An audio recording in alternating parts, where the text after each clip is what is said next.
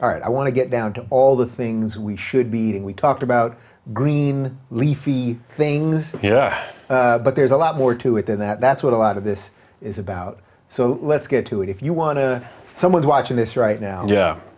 Maybe they're eating poorly, maybe they're eating okay, maybe they think they're doing a pretty good job, but they want to just kind of reset. Yeah. Take them from beat one. Yeah, so I mean, I think the first thing that people should do is really cut out the processed foods, which is harder than it seems, you know, and I definitely, my heart goes out to people that feel like they can't give up the junk food because, again, you know, these foods are not designed to be consumed in moderation. The advice to eat everything in moderation is horrible in the modern world, in the modern supermarket. Literally, our supermarket aisles are lined with foods that are designed by scientists that are paid a lot more than you and I to create insatiable overconsumption and addiction. Yeah, wait, let's focus on that for a second because it sounds like it's not true, but it's actually true. Like they actually have people working on, isn't this what they did with Doritos originally, I think? I think that they, I mean, that Cool Ranch flavor, I used to just lick. Me too. I literally used to just lick those chips. You'd almost want to eat your fingers. Yeah. Yeah. Yeah. So there are literally scientists working for these companies making you want more and more and more of this stuff. Absolutely. These foods, you know, which now make up, again, 60% of the calories consumed in the US, are designed to screw up your brain.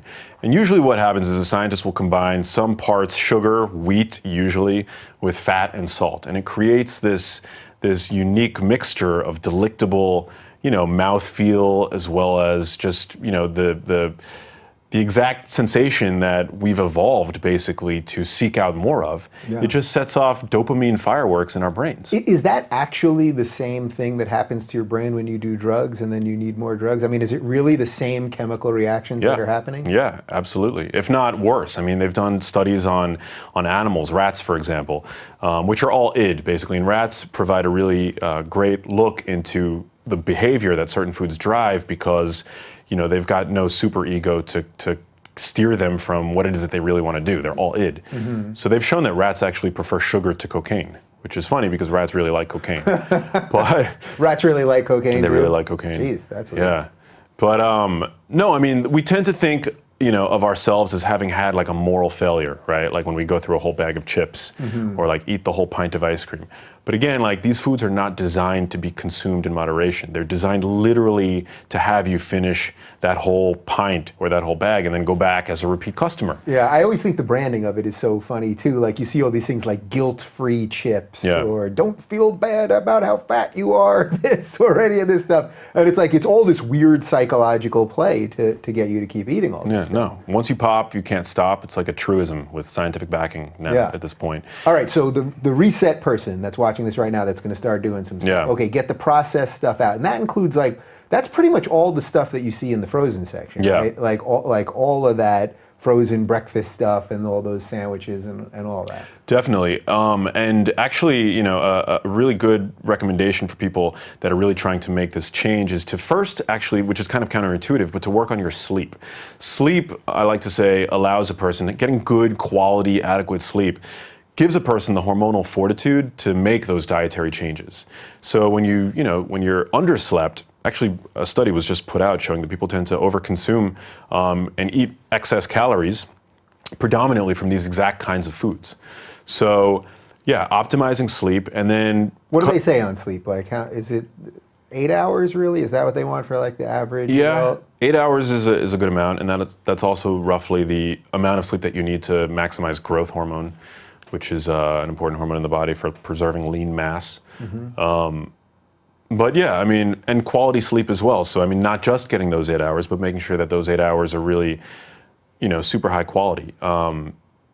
And we can get into ways of optimizing sleep. I guess one of the best ways that I like to optimize my sleep, and I find it to be very effective, is to limit my exposure to screens at night.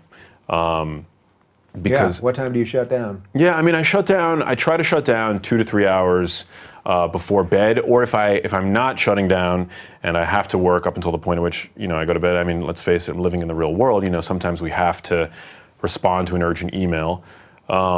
I use blue light blocking glasses, which I'm a big fan of, actually, and there's good research on amber colored glasses and their ability to sort of mitigate some of the loss of melatonin.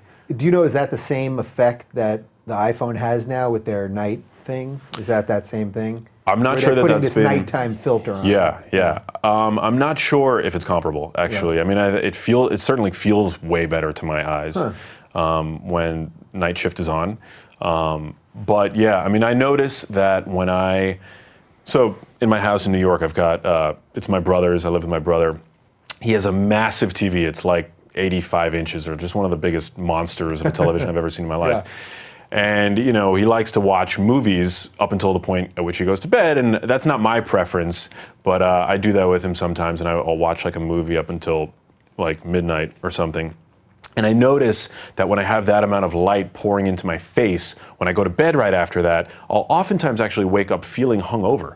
Even though I've had the 8 hours of sleep and I hadn't had any alcohol, I just feel underslept and not rejuvenated. Whereas when I wear the blue light blocking glasses, and I have I'm not formally affiliated with any of these companies. I don't manufacture them in any sense, but I do find that they work. I wake up feeling a lot more refreshed when I wear them. I think that the digital piece of this is so interesting because I talk about it with almost every guest, like just the frustration with social media and not putting this stuff down, and digital addiction and all of this. And it's like one of the things that I've tried to do is I never bring my phone into my room anymore, bedroom. Smart. I just stopped doing it because I realized, wow, right before I go to bed, I'm looking at my phone, and then literally the first thing I do when I wake up, before I brush my teeth, before I go to the bathroom, is I'm suddenly looking at my phone again. Like, even if it's all wonderful news, it's probably not, and it's usually not. But even if it was, it's probably not a great way to start the day. So that, and I've really, really been trying to do no technology on the weekends. And I think that that's really helped. So is there some sort of connection between all of that and like just the digital monster that's affecting our brain too? Yeah, I mean, there's no... Beyond just light, you know what I mean? Like something else happening. Well, yeah, I mean, I think from a mood standpoint, for sure. I mean, like, our stress response evolved at a time when things that were stressful to us required our immediate attention, right? So like a bear. Yeah, like a bear. In your face. Yeah. Like this protracted long-term psychological stress that so many of us have, so commonly today is a fairly new invention on the evolutionary timescale. And the media, for example, knows this, and like app developers know this. That's why like you turn on any, news station, local news especially, they abide by the if it bleeds, it leads mentality. Put the most anxiety-inducing segment up front, or tease at it at least, so that it causes an expression of, or an upregulation of norepinephrine in the brain, which is basically the brain's focus and attention neurotransmitter associated with stress. And that's something that, it makes you more alert, makes you feel more awake. And so when you read, doom and gloom news on your smartphone, you're basically having the same exact stress response. Yeah, it's funny how when you step away from it a little bit too, how silly it almost seems. So like when I get away on the weekend and then I'm back on Monday, if I look back at anything that might have happened and I see all these people fighting, I'm like, wow, you all spent your weekend fighting about this stuff. It's one thing that we're doing it on the weekdays, and maybe we can all manage that, myself included, maybe we can all manage that a little differently. But that endless sort of no way out thing, it's a lot. It also, I mean, I'm not as familiar with there was a study that came out showing that just having your smartphone around you is exhausting from a cognitive standpoint. Just sort of having it around and sort of feeling that pull. We get addicted to it. I mean, it sort of, hijacks our dopamine systems as well. Being addicted to social media, that's a real thing. Yeah, it's interesting to me though, because people watch this show and we know what our watch times are, and they're off the charts for YouTube, which usually has like a 7-second watch time or something. And that shows to me that people want long form. They actually want something that isn't so insulting to their senses and to their brain. Now, ironically, many people are watching this right now or listening on their phones, but a lot of people listen on their phones while they're doing exercise or while they're commuting or something. But I do sense that people want something else. So it's like the news is giving us, the local news, as you're saying, they're giving us something we don't want because they know it'll keep us there. But food companies are giving us something that's not good for us because they know it'll keep us there. We now know, Tristan Harris, who I've had on, talked about how the tech companies, and you just alluded to this, are giving us things that they know are bad for us. So it really is your job. Yeah. It's like a full-time job now as a human to be like, I'm going to do the things that actually are good for me, not the things you keep feeding me. Well, exactly. And, that's why I think it's such a shame, because we each are heir to this amazing gift, right? The human brain. Yet the modern world is like the Hunger Games, right? Like attacking it from every which way. Yeah. And we are not equipped with the tools to understand, what to do to sort of fix that situation. Yeah. And so, yeah, I mean, I definitely recommend people taking a break, from social media, from news. The 24-hour news cycle, I think, is just not healthy. And then also certainly food. I think food is a major part of it. Lifestyle. One of the things that I talk about in the book, we go into depth, is the fact that, not only are we more sedentary than we've ever been, not getting enough exercise, but, there was another form of exercise that we all had for the majority of our evolution, and that is thermal exercise. Today we live in a time where, there's chronic climate control, and that's something that seems to be to the detriment of our metabolisms. So I talk about how you can use, cold showers to enhance vigilance, which is one of the few things that you can do that you actually feel a shift in your consciousness. Mm-hmm. Are you big on that? There are these people that like jump from like the hot tub to a freezing cold. I do that. Yeah. Oh wait, maybe it was you that I first saw do it. You took a picture like in a pool or something. Yeah. So it must have been you, I think, the first time I saw it. So what is that? So you're jumping from hot water to cold water, and your system is just like constantly rebooting. Basically. Yeah, well, it's called contrast therapy. So basically, and a lot of the mechanisms are sort of conserved between the two activities. So, when you go into when you go into like a sauna, for example, you're activating something called heat shock proteins, which are there to sort of guard the proteins in your body against disfigurement, which is really important because a lot of the diseases that we're talking about, Alzheimer's disease, Parkinson's disease, are associated with misfolded proteins. So anytime we can sort of activate these heat shock proteins, it seems to be helpful. They're also activated when you expose yourself to cold air. There's really good research. A lot of people now are practicing cryotherapy as a means of enhancing, vigilance, reducing inflammation, boosting metabolism, increasing the proliferation of brown fat. We all have a kind of fat in us that it wasn't thought that adults carried it with them past, childhood or infancy. But now we know that we actually have this sort of fat that's actually a good fat, a fat that we want more of because it's metabolically active and it burns calories. So by going into cold and keeping ourselves exposed to intermittent cooler temperatures, we actually encourage the proliferation of this fat, which is really cool. So I thought by moving to LA and being in 80-degree sunny weather every day was good for me. That was a good thing. I guess it's good for my vitamin D, but perhaps not good for some of this other stuff. Yeah. So I think getting back to that, having a little bit more thermal stress in our lives is important. They've done really good research on people with type 2 diabetes and have found that, even mild cold below, or higher, I should say, than what would be like a freezing temperature does improve insulin sensitivity, which is sort of the hallmark of metabolic health, which is really interesting. It's a way to improve your health without even doing anything. I mean, you can basically just turn the dial on your air conditioner down a little bit more. Yeah. All right. So now let's circle back. Okay. So, this person starts, this imaginary person that we're talking about that's watching right now and going, all right, I'm going to incorporate some of this stuff. Yes. They're going to get the egos, Lego my egos. They're going to get that out of the way. Processed food in the morning. Right. What are they replacing that with for breakfast? Yeah, so I mean... Let's start this day. Okay, let's start the day. Well, first of all, there's no biological need for breakfast. So let's just get that out of the picture. But I thought breakfast was the most important meal of the day. The meal that you break your fast with is important, but there's no biological need to eat as soon as you wake up. So whether you push that first meal an hour after you wake up or 2 hours after you wake up, you should be able to do that. I mean, breakfast is a fairly new construct, in the evolutionary sense.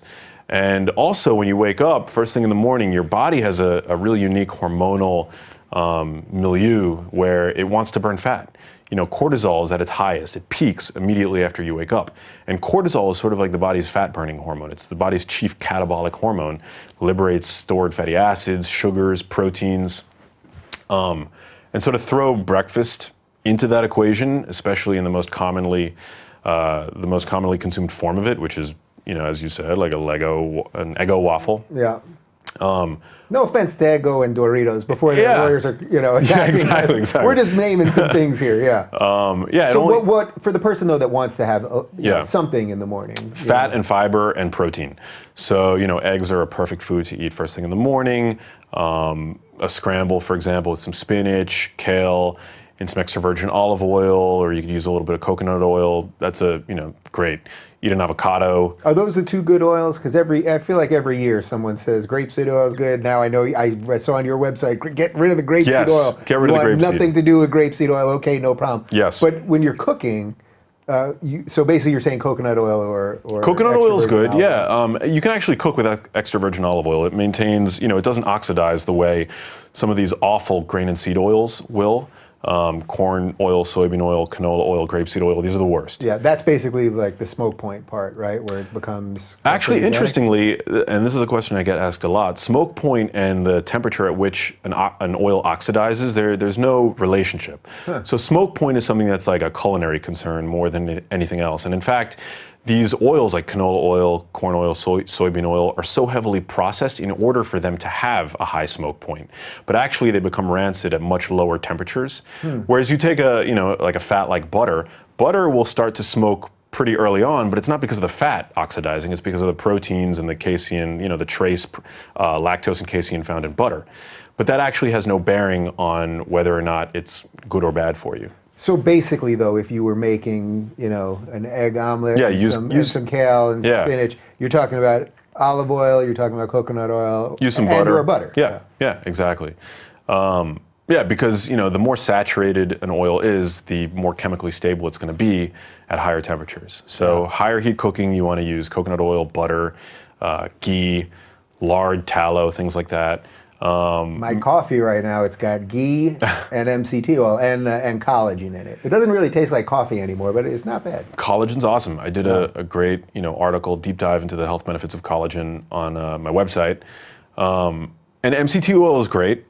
I don't really see... For people that have no idea, MCT oil, it's like an extract of coconut oil? Is that fair to say? Yeah, so MCT oil is digested differently than other fats. It basically goes straight to the liver, and it becomes converted to ketones, which are a sort of alternate fuel that the brain will readily use when they're available. And there's some really interesting research on MCT as a potential intervention for patients with Alzheimer's disease.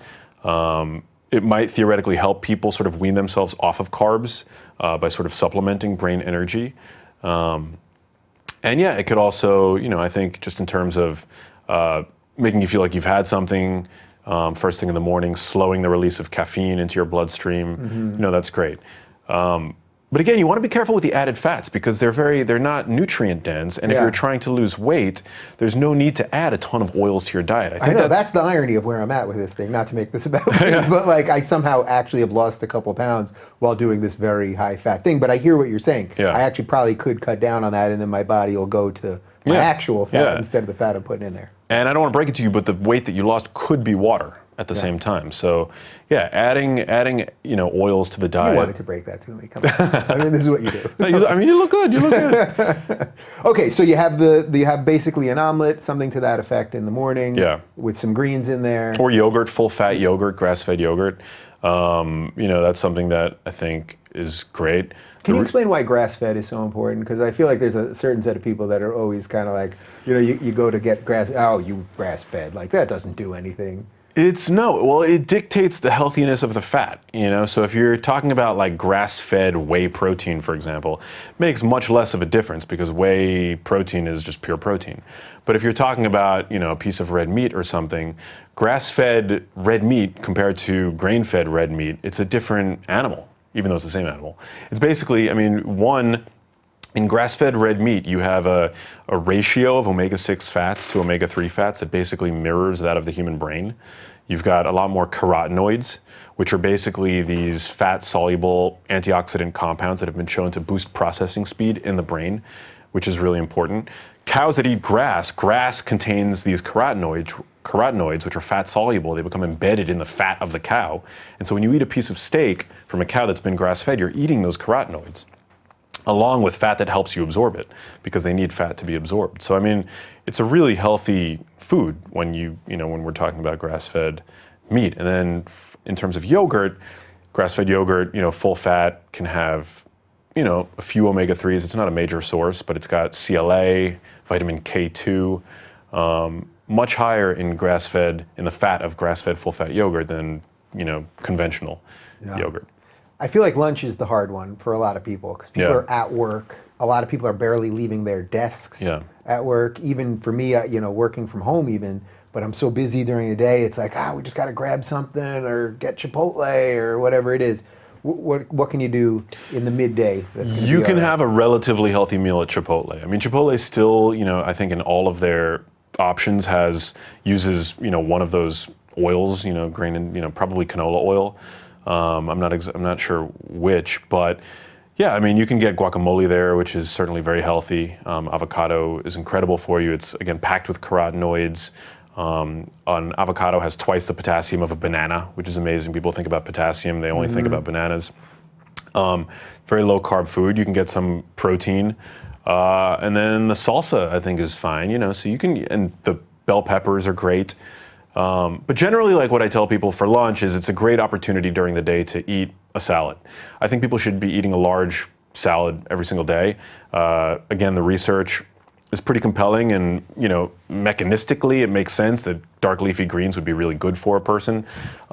They're the most nutrient dense foods there are, meaning there's tons of nutrients for very few calories. They're packed with dietary fiber, which will not only help fill you up, but it feeds the microorganisms that live in your large intestine. This is called the microbiome, which is a really exciting focus now in research.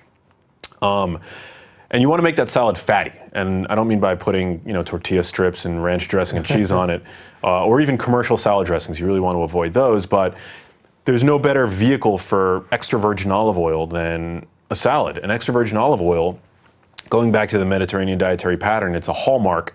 And they've done research, randomized controlled trials where they look specifically at extra virgin olive oil.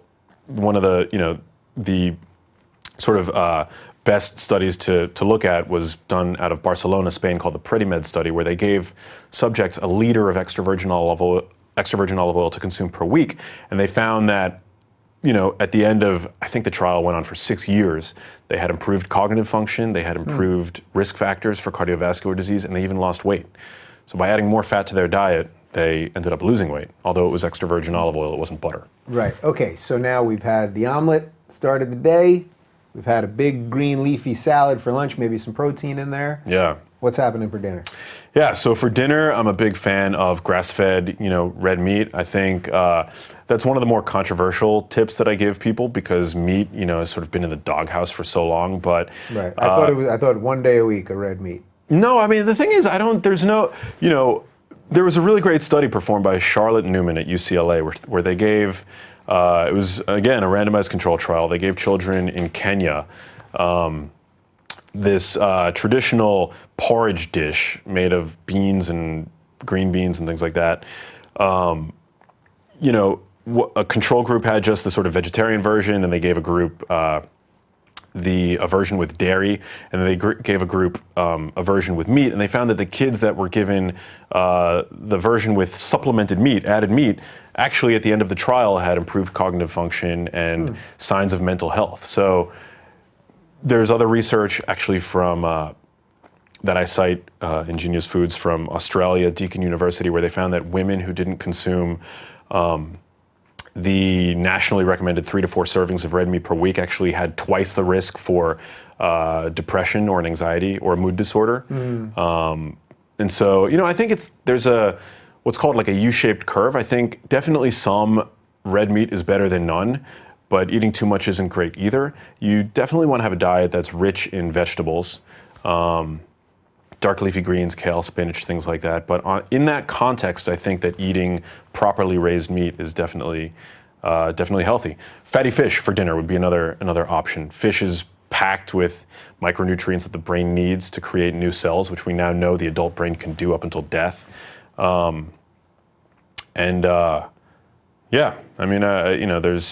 There's a lot of options. I think, when you look at a plate, you want to have half of it vegetables and half of it meat. I don't think eating one of the, I think, incorrect interpretations of the paleo diet is that it's meant to be a really high meat diet.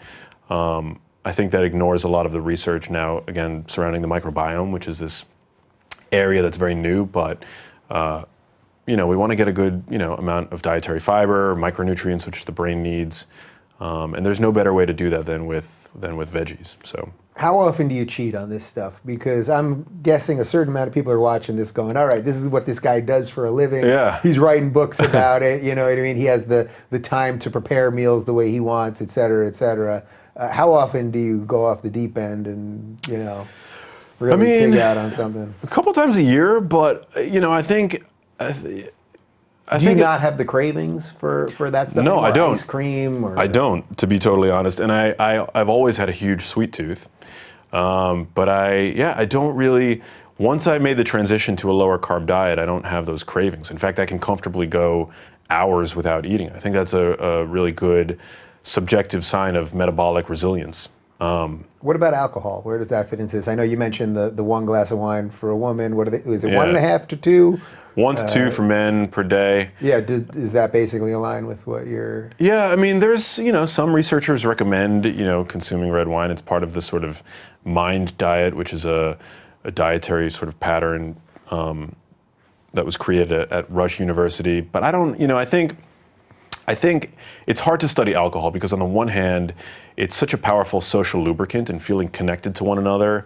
And of course, as a solvent for stress, I think it's really powerful. And that's not to be discounted. We live stressful lives and there's sort of no way around that for many people. But ethanol is a neurotoxin, and I think if you have a way of dealing with stress and feeling connected with one another without it, I think you're probably better off doing that. But I do give some tips in the book about how to make consuming alcohol as healthy an experience as possible. You want to avoid sugary mixers. I think beer is, one of the least healthiest alcohols that you can consume. You always want to follow the 1-for-1 rule, chase every drink with a glass of water. And also, alcohol is a diuretic, and when you pee a lot, you excrete sodium. And so by replenishing those electrolytes, while you're drinking, I think that's really important. So sprinkling a little bit of salt in your water, for example, could be one way to do that. Right. People don't realize that. Like, you don't need to down a Gatorade just because you lost a couple of electrolytes. Exactly. Literally, just a little salt in your water. A little bit of salt, yeah. I've become really interested in salt. I carry a little vial of salt in my gym bag now, and after a good sauna session or workout, I sprinkle a little bit in my mouth. Huh. Yeah. Wow. Yeah, because you lose. The Gatorade people are not going to be happy about that. They're not going to be happy about that. You lose, especially when you're on a low carb diet, when you drop the carbs, your insulin comes down, and insulin basically tells the kidneys to hold on to sodium, unnaturally. So for people that are on a really high carb diet, which most Americans are, consuming 300 grams of carbs a day with insulin levels constantly elevated, they're holding on to excess sodium. So the recommendation to watch your sodium intake in that sort of context makes a lot of sense. But if you're eating a low carb diet, as you should, focused on whole foods that are not packed with starch, you really need to be mindful of not only your sodium intake, because again, sodium's a nutrient. It's not this poison that you would think it was looking at the labels of processed foods that are low in sodium, and that's somehow supposed to make it okay that you're eating tons of sugar and processed wheat. Yeah, so you need to really be mindful of that, and then you do other things in your lifestyle that accelerate the spilling of sodium. So like exercise, drinking coffee, which causes you to pee out a lot of sodium. I did a great interview with a researcher who focuses on this topic, and it's an area of interest for me. And definitely when I wake up in the morning, if I'm doing like one of my really particularly low carb phases, I'll sprinkle a little bit of salt in my water, and it gives me like a boost of energy, I feel like, yeah. Interesting. All right, so let's go full circle here. So basically about 6 years ago, that's when this all started, and your mom was diagnosed. It obviously changed her life afterwards, changed your life. Where's your mom at now, and how have everything we've talked about for this last hour, how have you been able to incorporate them into her life and see some changes? I mean, I've tried, especially when I moved from LA back to New York. I really tried to take a super hands-on approach for as long as I could with my mom to change her diet, and certainly some aspects of her diet has changed. But dementia is a horrible disease, and it makes it really hard on both the patient and the caregiver to adhere to strict dietary interventions. There was a study that I dove into recently where they put people with Alzheimer's disease, both mild to moderate Alzheimer's disease, on a ketogenic diet, and they found that one of the major limitations of the study is that adherence is so high to these diets, and it's a major stress on the caregiver. I'm not my mom's caregiver, but at a certain point I had to kind of teach and step back, so that, if I am around my mom and she's craving something that, isn't Max approved, it doesn't affect my relationship with her, because first and foremost, I love my mom, and I don't want to do anything to compromise the relationship or her quality of life. So I wonder, is there any work done that people with dementia, I can sort of remember this from my grandmother who had dementia, and I spent a lot of time with her last few years, that she was an incredible cook, used to cook all sorts of exotic things, but in her later years, as the dementia kicked in, she really only wanted the same few things. Is that, do you think, somehow connected to, like, there's just certain things maybe that are still in the memory, like she really suddenly wanted chicken soup all the time, but I don't remember really her having chicken soup for many years before that. She would cook these crazy meals. Yeah. I mean, the only shift in food preference that I'm familiar with is a shift towards sweeter foods. Which occurs, and it's thought that happens because a brain with Alzheimer's disease is essentially being starved of its, one of its primary energy substrates, which is glucose. So there's this notion that Alzheimer's disease is a form of diabetes of the brain. It's essentially become unable to properly process glucose. That's where ketogenic interventions have shown a lot of promise, and it's thought that might be really helpful for a patient with Alzheimer's disease. And one of the things that sort of strengthens that notion is that people, that perhaps never expressed a preference for sweet foods or had a sweet tooth begin to crave sugar. And it's thought that that's sort of the brain crying out for sugar as a means of creating energy. But the irony is that those are the exact kinds of foods that drive inflammation and, insulin resistance in the body, and that are so detrimental to the brain to begin with. Yeah. There's really interesting, and ketogenic diets are, I think they've become a little buzzworthy these days and popular, but there's a lot of good research on them. They're hard to study. There's not a lot of money to go around to really to study them, but there's good evidence that actually one of my friends published a study on patients with mild cognitive impairment, where putting patients with mild cognitive impairment on a ketogenic diet seemed to improve cognitive function. And then just recently that was extended to patients with Alzheimer's disease, which we were all waiting for. We were all waiting for a ketogenic trial to be performed on patients with diagnosed Alzheimer's disease. And it seemed that for the patients that were able to adhere to it, there was a significant improvement in their cognitive function when they were on that diet.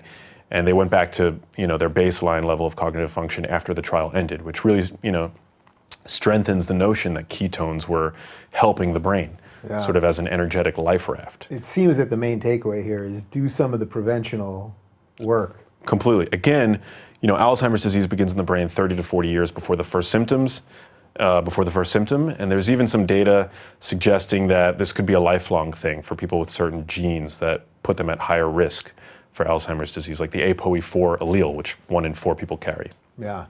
Well, it's a pleasure to see you. You've become a master of your craft, and I think it maybe has a little something to do with what you're eating. Because you're pulling information pretty quickly. So Thanks, I think the proof is in the gluten-free pudding, or something like that.